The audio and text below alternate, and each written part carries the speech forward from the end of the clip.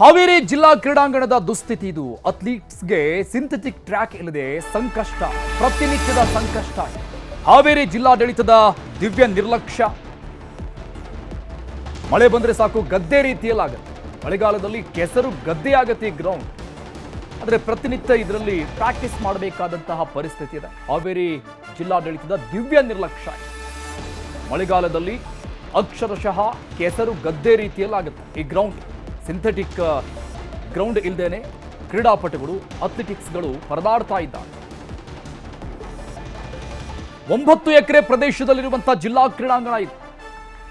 ಪ್ರತಿ ವರ್ಷವೂ ಕೂಡ ಟ್ರ್ಯಾಕ್ ಮಾಡ್ತೀವಿ ಅಂತ ಭರವಸೆಗಳನ್ನು ಕೊಡ್ತಾನೆ ಇರು. ಆದರೆ ಅನುದಾನ ಇದ್ರೂ ಕೂಡ ಹಾವೇರಿ ಜಿಲ್ಲಾಡಳಿತದಿಂದ ದಿವ್ಯ ನಿರ್ಲಕ್ಷ್ಯ ಆಗ್ತಾ ಇದೆ. ಕ್ರೀಡಾಪಟುಗಳು ಈಗ ಆಕ್ರೋಶವನ್ನು ವ್ಯಕ್ತಪಡಿಸ್ತಾ ಇದ್ದಾರೆ. ಹಲವಾರು ವರ್ಷಗಳಿಂದ ಇರುವಂತಹ ನಿರಂತರ ಸಮಸ್ಯೆ ಆಗ್ಬಿಟ್ಟಿದೆ. ಮಳೆ ಬಂದಿಲ್ಲ ಅಂದ್ರೆ ಓಕೆ, ಮಣ್ಣಲ್ಲೇ ಪ್ರಾಕ್ಟೀಸ್ ಮಾಡ್ತಾರೆ. ಬಟ್ ಮಳೆಗಾಲದಲ್ಲಿ ಇದು ಸಂಪೂರ್ಣವಾಗಿ ಕೆಸರು ಗದ್ದೆ ರೀತಿಯಲ್ಲಿ ಇರುತ್ತೆ. ಮಣ್ಣಲ್ಲಿ ಪ್ರಾಕ್ಟೀಸ್ ಮಾಡಿ ಸಿಂಥೆಟಿಕ್ ಟ್ರ್ಯಾಕ್ನಲ್ಲಿ ಓಡಾಡೋದು ಕಷ್ಟ ಅಂತ ಹೇಳ್ತಾ ಇದ್ದಾರೆ ಅಥ್ಲೆಟಿಕ್ಸ್ಗಳು. ಅಂದರೆ ಒಂದು ಕಡೆ ರಾಜಕಾರಣಿಗಳು ಮಾತ್ರ ನಮಗೆ ಮೆಡಲ್ಗಳು, ಗೋಲ್ಡ್ ಮೆಡಲ್ಗಳು ಬೇಕು ಅನ್ನುವಂಥ ಆಶಾಭಾವನೆಯನ್ನು ಮಾತ್ರ ವ್ಯಕ್ತಪಡಿಸೋದು. ಬಟ್ ಬೇಕಾದಂಥ ವ್ಯವಸ್ಥೆಗಳನ್ನು ಮಾತ್ರ ಕೇಳಬೇಡಿ ಅಂತ ಹೇಳ್ತಾರೆ.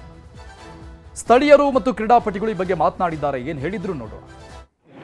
ಸರ್, ನಮ್ಗೆ ತುಂಬ ಸಮಸ್ಯೆ ಆಗುತ್ತೆ. ಯಾಕಂತಂದ್ರೆ ಸರ್, ಇವಾಗ ಸಿಂಥೆಟಿಕಲ್ಲಿ ಪ್ರಾಕ್ಟೀಸ್ ಮಾಡೋರಿಗೆ ಭಾಳ ಹೆಲ್ಪ್ ಆಗುತ್ತೆ. ಇವಾಗ ಮಳೆಗಾಲದಲ್ಲಿ ಇಲ್ಲೇ ರಾಡಿ ಆಗುತ್ತೆ. ನಮಗೆ ಪ್ರಾಕ್ಟೀಸ್ ಮಾಡೋಕ್ಕೆ ಟೈಮ್ ಇರೋಲ್ಲ.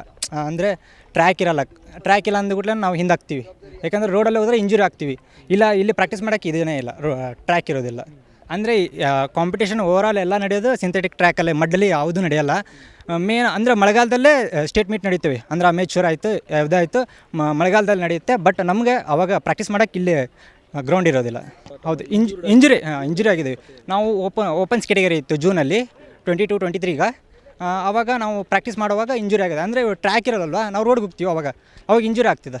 ಸಿಂಥೆಟಿಕ್ ಟ್ರ್ಯಾಕ್ ಇಲ್ಲದೆ ಅಂತ ಪ್ರಾಬ್ಲಮ್ ಅಲ್ಲ. ಬಟ್ ಸಿಂಥೆಟಿಕ್ ಟ್ರ್ಯಾಕ್ ಇಲ್ಲ ಅಂದರೆ ಏನು ಪ್ರಾಬ್ಲಮ್ ಅಂತಂದರೆ, ನಮಗೆ ನೆಕ್ಸ್ಟ್ ನ್ಯಾಷನಲ್ಸ್ ಆಗಲಿ ಸ್ಟೇಟ್ ಆಗಲಿ ಆ ಇವೆಂಟ್ ನಡೆಯೋದು ಬರೀ ಸಿಂತಲ್ಲಿ, ನಾವು ಓಡೋದು ಬರೀ ಟ್ರ್ಯಾಕ್ ಇದು ಮಡ್ಡಲ್ಲಿ.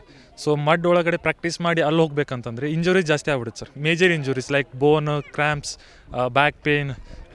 ರೋಡ್ ಅಂತಂದಮೇಲೆ ರೋಡಿಗೆ ನಮಗೇನಾರ ಇಲ್ಲ ಸಿಂಥೆಟಿಕ್ ಟ್ರ್ಯಾಕ್ ಆದ್ರೆ ಭಾಳ ವೀಜಿಂತ್ರ ಹೆಲ್ಪ್ ಆಗ್ತೈತಿ.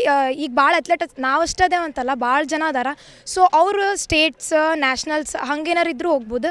ಆಮೇಲೆ ಇಲ್ಲಿ ಯಾರು ಗ್ರೌಂಡ್ ಕ್ಲೀನ್ ಇಡತ್ತಿಲ್ಲ, ಓಪನ್ ಆಗಿ ಹೇಳ್ಬೇಕಂದ್ರೆ. ಆಮೇಲೆ ಇಲ್ಲಿ ಭಾಳ ಸ್ಟೋನ್ಸ್ ಅದಾವೆ. ಸೊ ಅದು ನಮ್ಗೆ ಈಗ ನಮ್ಗೇನೋ ಒಂದು ಲಿಗಾಮೆಂಟ್ ನಾವು ರನ್ನಿಂಗ್ ಮಾಡ್ಬೇಕಾದ್ರೆ ಅದರಿಂದ ಭಾಳ ವೇಜಿಂತ್ರ ನಮ್ಗೆ ಇಂಜುರೀಸ್ ಆಗತ್ತವೆ. ನಾನು ಅಥ್ಲೆಟಿಕ್ಸ್ ಇಲ್ಲೇ ವರ್ಕೌಟ್ ಮಾಡ್ತಿದ್ದೀನಿ ಸರ್. 4 ವರ್ಷದಿಂದ ಇಲ್ಲೇ ಪ್ರಾಕ್ಟೀಸ್ ಮಾಡ್ತಿದ್ದೆ ಸರ್. ಪೂರಾ ಗ್ರೌಂಡೆಲ್ಲ ಫುಲ್ ಹಾಳಾಗಿಬಿಟ್ಟಿದೆ ಸರ್. ಮಳೆ ಬಂತಂದ್ರೆ ಸರ್ ಫುಲ್ ಕಚ್ಚ ಆಗ್ಬಿಡ್ತದೆ ಸರ್. ನಾವು ಒಂದು ವರ್ಕೌಟ್ ಮಾಡ್ತಿರ್ತೇವೆ ಸರ್, ಡ್ರಾಪ್ ಆಗ್ಬಿಡ್ತದೆ ಸರ್. ಈಗ ಬೆಳಗ್ಗೆ ಒಂದು ವರ್ಕೌಟ್ ಇತ್ತಂದ್ರೆ ಸರ್ ಮಳೆ ಬಂದುಬಿಟ್ಟು ಡ್ರಾಪ್ ಆಗ್ಬಿಡ್ತದೆ. ಮತ್ತು ಸಂಜೆ ಅದು ಮೋಟಿವೇಟ್ ಆಗಿ ನಾವು ತೊಗೊಂಡು ಕುಗ್ಬಾರ್ದು ಒಂದು ಅಥ್ಲೀಟ್ ಆಗಿ ಅಂತ ಸಂಜೆಗೆ ಬಂದು ಪ್ರಾಕ್ಟೀಸ್ ಮಾಡತ್ತರ ಸರ್, ನಾವು ಮಳೆ ಬಂದುಬಿಡ್ತದೆ ಸರ್. ಹಂಗಾದಾಗ ಫುಲ್ಲು ಒಂದೇನೋ ಸಿಂಥೆಟಿಕ್ ಮಾಡಿದ್ರೆ ಸರ್, ಮಳೆ ಬಂದಾಗ ನಾವು ಪ್ರಾಕ್ಟೀಸ್ ಮಾಡ್ಬೋದು ಸರ್ ಫುಲ್ ಜೋಶ್ ಆಗಿ ಸರ್.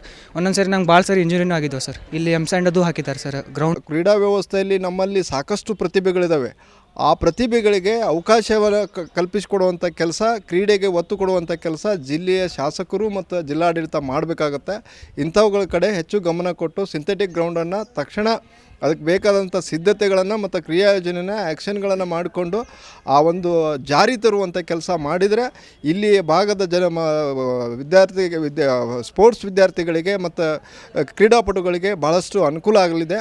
ಈ ಅನುಕೂಲತೆಯನ್ನು ಮಾಡಿಕೊಡೋ ಕೆಲಸಕ್ಕೆ ಎಲ್ಲ ಶಾಸಕರು ಮತ್ತು ಸಚಿವರು, ಜಿಲ್ಲಾಡಳಿತ ಮತ್ತು ಸರ್ಕಾರ ಮಟ್ಟದಲ್ಲಿ ಮಾತನಾಡಿ ಆ ಒಂದು ವಿಚಾರವನ್ನು ಇಲ್ಲಿ ಅನುಷ್ಠಾನ ಮಾಡುವಂಥ ವ್ಯವಸ್ಥೆ ಆಗಬೇಕು ಅಂತ ನಾನು ಈ ಮೂಲಕ ಒತ್ತಾಯ. ಡೀಟೇಲ್ಸ್ ಕೊಡ್ತಾರೆ ನಮ್ಮ ಪ್ರತಿನಿಧಿ ನಾಗರಾಜ್. ಲೈವ್ನಲ್ಲಿ ಜಾಯ್ನ್ ಆಗ್ತಾ ಇದ್ದಾರೆ. ನಾಗರಾಜ್, ಜನಪ್ರತಿನಿಧಿಗಳು ಹೆಂಗಂದ್ರೆ ಯಾರಾದರೂ ಮೆಡಲ್ಸ್ಗಳನ್ನು ಗೆದ್ಕೊಂಡು ಬಂದಾಗ ಅವರಿಗೆ ಅಭಿನಂದನೆಗಳನ್ನು ಸಲ್ಲಿಸೋದಕ್ಕೆ ಮಾತ್ರ ಬರ್ತಾರೆ, ಪೋಸ್ ಕೊಡೋದಕ್ಕೆ. ಬಟ್ ಅವರು ಯಾವ ಪರಿಸ್ಥಿತಿಯಲ್ಲಿ ಅಷ್ಟೆಲ್ಲ ಸಾಧನೆಗಳನ್ನು ಮಾಡಿದ್ರು ಅನ್ನುವಂಥದ್ದು ಗೊತ್ತಿರೋದಿಲ್ಲ ಅವರಿಗೆ. ಗೊತ್ತಿರೋದಿಲ್ಲ ಅನ್ನೋದಕ್ಕಿಂತ ಗೊತ್ತಿದ್ರೂ ಕೂಡ ಇಂಥ ಪರಿಸ್ಥಿತಿಗಳನ್ನು ನೋಡಿದ್ರೂ ಕೂಡ ಸುಮ್ಮನಿರುವಂಥದ್ದು ವಿಷಾದನೀಯ. ಯಾಕೆ ಈ ರೀತಿಯಾದ ಪರಿಸ್ಥಿತಿ ಇನ್ನೂ ಕೂಡ ಇದೆ ಹಾವೇರಿಯಲ್ಲಿ? ಪ್ರಮುಖವಾಗಿ ಅರುಣ್, ಏನು ಹಾವೇರಿ ಜಿಲ್ಲಾ ಕ್ರೀಡಾಂಗಣದಲ್ಲಿ ಕೂಡ ಸಂಪೂರ್ಣವಾಗಿ ಒಂದು ಕಡೆ ಕ್ರೀಡಾಂಗಣ ಅಯೋಮಯವಾಗಿರ್ತಕ್ಕಂಥದ್ದು, ಮತ್ತೊಂದು ಕಡೆ ಆ ಕ್ರೀಡಾಪಟುಗಳೆಲ್ಲರೂ ಕೂಡ ಒಂದು ಬೇಡಿಕೆ ಇಟ್ಟಿರ್ತಕ್ಕಂಥದ್ದು, ಅದು ಕೂಡ ಸಿಂಥೆಟಿಕ್ ಟ್ರ್ಯಾಕ್ ಅನ್ನ ನಿರ್ಮಾಣ ಮಾಡಿ ಅಂತ ಹೇಳಿ ಕೂಡ.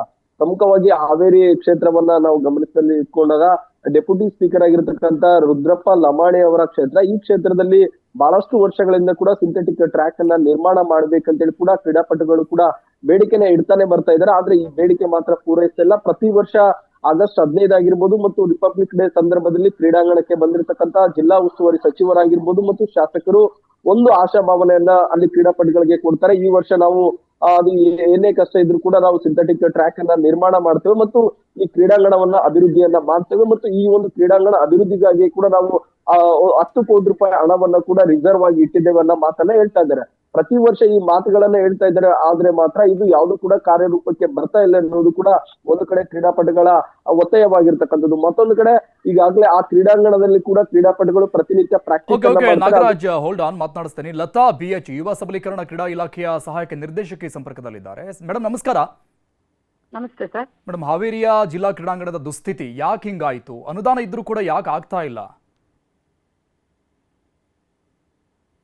ಹಾವೇರಿ ಜಿಲ್ಲಾ ಕ್ರೀಡಾಂಗಣದಲ್ಲಿ ಈಗಾಗಲೇ ಎಲ್ಲಾ ವ್ಯವಸ್ಥೆಗಳು ಇದೆ ಸರ್.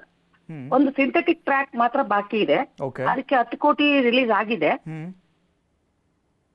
ಹೇಳಿ ಮೇಡಮ್, ಹೇಳಿ. ಇವಾಗ ಅದ್ರ ಬಗ್ಗೆ PWD ಅವರು ಅದನ್ನ ಎಸ್ಟಿಮೇಷನ್ ಮಾಡ್ತಾ ಇದ್ದಾರೆ ಸರ್. ಸದ್ಯದಲ್ಲೇ ಅದು ಆಗುತ್ತೆ ಸರ್. ಇವಾಗ ಅಲ್ಲ, ಸದ್ಯದಲ್ಲಿ ಅಂದ್ರೆ ಯಾಕೆ ಸುಮಾರು ವರ್ಷಗಳಿಂದ ಇಲ್ಲಿನ ಕ್ರೀಡಾಪಟುಗಳು ಪ್ರಾಕ್ಟೀಸ್ ಮಾಡ್ತಾ ಇರುವಂತ ಅಲ್ಲಿನ ವಿದ್ಯಾರ್ಥಿಗಳಾಗಿರ್ಬೋದು, ಅಥ್ಲೆಟಿಕ್ಸ್ಗಳಿಗಾಗಿರ್ಬೋದು, ಅವ್ರು ಹೇಳ್ತಾ ಇದ್ದಾರೆ ತುಂಬಾ ಸಮಸ್ಯೆ ಆಗ್ತಾ ಇದೆ ಅಂತ. ಯಾವಾಗ ಆಗುತ್ತೆ ಮೇಡಮ್? ಡ್ಯೂರೇಷನ್ ಇದೆಯಾ ಇದಕ್ಕೆ ಏನಾದ್ರು?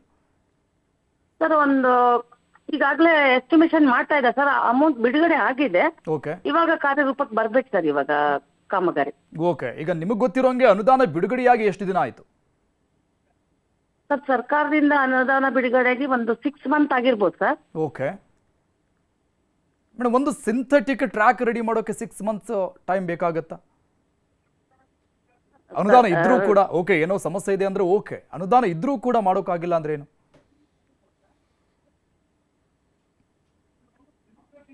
ಹಲೋ ಮೇಡಮ್ ಹೇಳಿ ಪ್ಲೀಸ್. ಸರ್ ಹೇಳಿ ಸರ್. ಅನುದಾನ ಇದ್ರೂ ಕೂಡ ಯಾವುದೇ ಸಮಸ್ಯೆ ಇಲ್ಲ ಅಂದ್ರೂ ಕೂಡ 6 ತಿಂಗಳಿಂದ ದುಡ್ಡಿದ್ರೂ ಕೂಡ ಮಾಡಿಲ್ಲ ಅಂದ್ರೆ ಏನ್ ಅರ್ಥ ಅಂತ? ಅದು ದೊಡ್ಡ ಕಾಮಗಾರಿ ಆಗಿರೋದ್ರಿಂದ ಸರ್ ಎಸ್ಟಿಮೇಷನ್ ಸರಿಯಾದ ರೀತಿಯಲ್ಲಿ ಮಾಡ್ಬೇಕಲ್ವಾ, ಹಾಗಾಗಿ ಸ್ವಲ್ಪ ಎಸ್ಟಿಮೇಟ್ ಅನ್ನ ಸರ್ಕಾರಕ್ಕೆ ಕಳಿಸಿದ ನಂತರದಲ್ಲಿ ಸರ್ಕಾರದಿಂದ ಇಂತಿಷ್ಟು ಅನುದಾನ ಅಂತ ರಿಲೀಸ್ ಆಗುತ್ತೆ. ಅನುದಾನ ಬಂದ ನಂತರದಲ್ಲಿ ಎಸ್ಟಿಮೇಟ್ ಅನ್ನ ಮಾಡ್ಕೊಳ್ಳೋದಿಲ್ಲ ಮೇಡಮ್. ಸೊ ಆಲ್ರೆಡಿ ಎಸ್ಟಿಮೇಟ್ ಹೇಗೆ ಮಾಡಬೇಕು, ಎಷ್ಟು ವೆಚ್ಚ, ಆ ಡೀಟೇಲ್ಸ್ ನೀವು ಸರ್ಕಾರಕ್ಕೆ ಕಳಿಸಿದ ನಂತರದಲ್ಲಿ ಅನುದಾನ ರಿಲೀಸ್ ಆಗಿರುತ್ತಲ್ವಾ?